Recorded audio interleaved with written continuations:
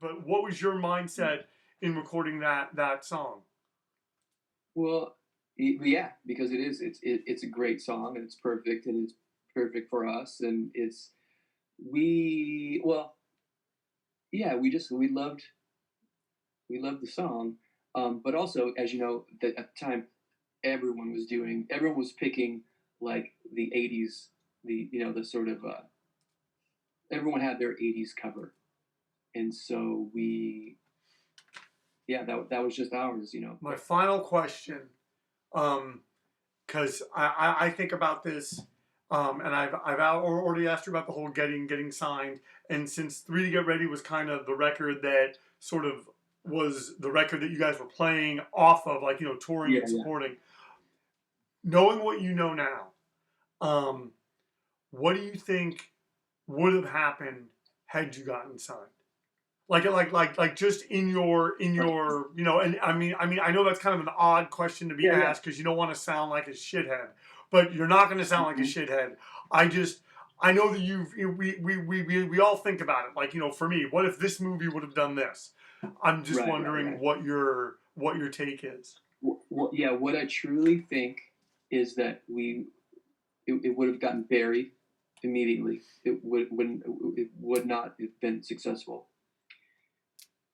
It would have put a little bit of a stain on us with our scene. It would have felt more like work to maintain the band, and we probably would have broken up sooner than we did.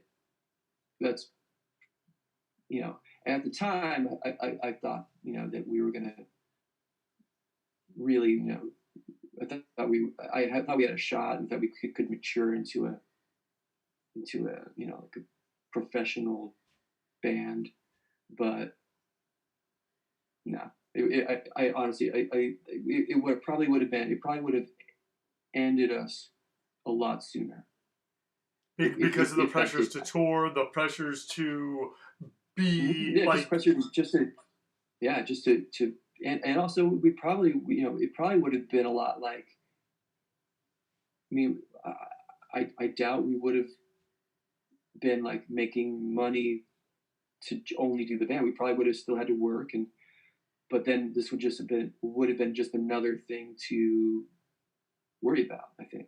And so yeah, it looked attractive at the time, but it likely would not have because like when you look at all those bands that got signed around that time, a lot of them did. I mean, even bands that we don't even think about anymore. But of the bands that did, maybe 4 or 5 of them were successful, and the rest of them are either you know done completely or just back to where they started. Or yeah, I mean, the best thing that happened to our band was to break. We broke up, and then we got back together without any of the baggage, or not the baggage, with just without all the things that we sort of were at odds about, because all that time took away. It took it made clear the reason why we enjoy playing music, and that's really the only reason to do it is because you enjoy it. But yeah, I think that we wouldn't have lasted long for sure if that were the case. But for the We people wouldn't. that are watching this that maybe don't know, it wasn't like you guys broke up after Three to Get Ready. There was still two other albums, right? Oh And yeah, then the yeah, breakup. So it was Every Last Time and Always On. Break yep. up, then come back and do the other two, or do we No, count Four to Go? it was every last time, always on, four to go breakup. Okay, okay, But yeah, and even as things as they are, I feel like four to go was the one that didn't have to happen really? because it was within our expiration period. I think we knew, well, at least I knew we were on our way down. Wow, because That's a dude, whole that I other mean that's a that whole other that deep had dive. the second recording of How Far Is Goodbye. That Yeah, had, I mean, that had the God, this old no, no, no, no, no, wait, no, no, no. whatever the song, the Take Out the Trash song. I mean, it Yeah, had and there's like a bunch of other really good songs. No, it's interesting to me, your perspective, just because it's, you create something and it really becomes someone else's, and for you to say, yeah. oh, that didn't need to happen, it's like, really?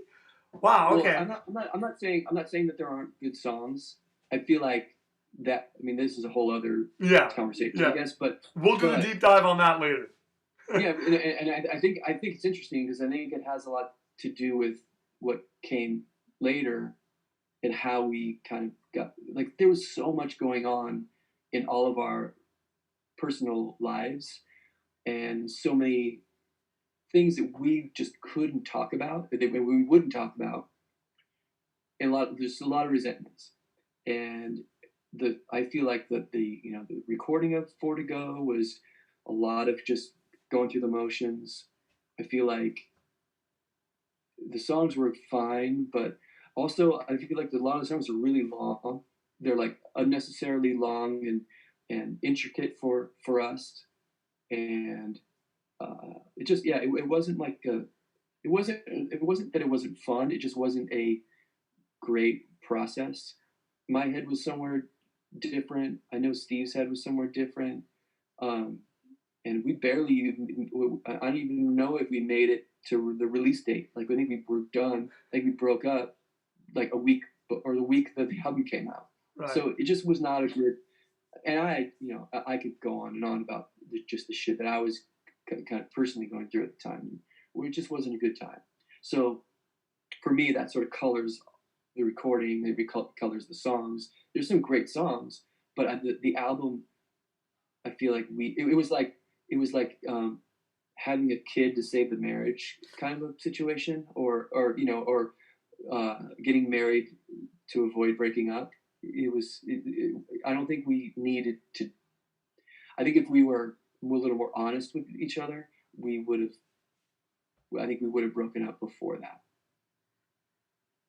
So, but had we not broken up and had we not gone through that 10 years after that, we wouldn't have had this sort of we wouldn't have had that perspective and to come back and make what I think is our best record. Now. But now's what matters now, of course, yes. Okay, I'm gonna... So, yeah, but that's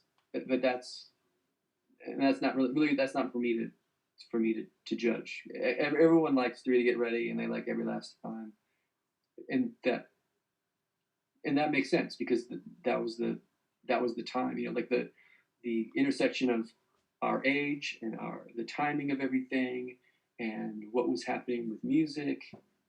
It makes sense that that was the time. A few bands later, Carrie Nation took the stage.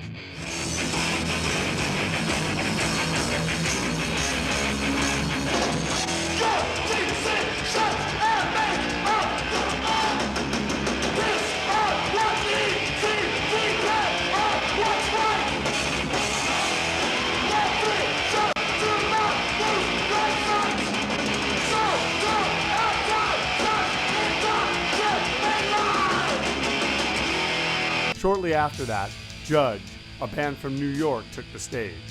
Andrew and I left a few songs into their set. As I was leaving, Nelson introduced me to Greg Brown, Scott Sundahl, Paul T., and other members of a group known as the Orange County Sloth Crew. Eventually, they would nickname me Mushnik, which was a character I had been in a high school play. On the ride home, I had no idea that those people I had just met would become and would be the gateway to the best friends I would ever have.